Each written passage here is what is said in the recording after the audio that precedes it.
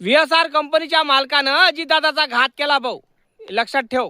तुला वाटत असन अजितदादाचा घात कोणी केला, हा व्हिडिओ पूर्ण पाय. तुला डाऊट असं VSR कंपनीच्या मालकानं घात केला असल, मला डाऊट आहे, पण डाऊट क्लिअर करून देतो की विमानाचे 2 पायलट बदलले भाऊ.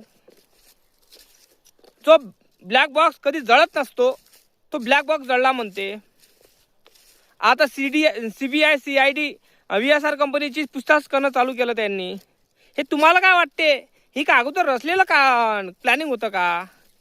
हे फक्त काय आहे माहिती आहे का, एक दिखावा आहे, एक दिखावा आहे, भ्रमित करण्याचं काम. तुम्हाला आता सांगतो.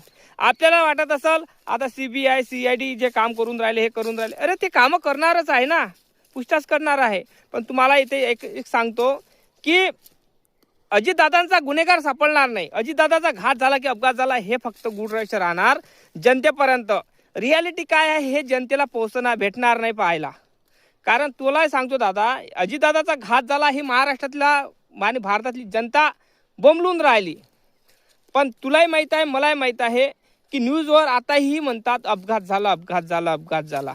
तर तूच विचार कर ह्या गोष्टीचा की अपघात झाला म्हणत आहे, म्हणजे घात होऊन अपघात होत आहे म्हणत आहे.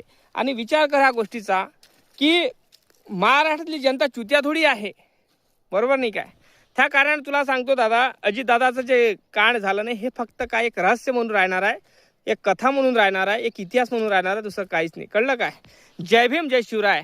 नक्की कमेंट करून सांग, बरोबर बोलतो ना?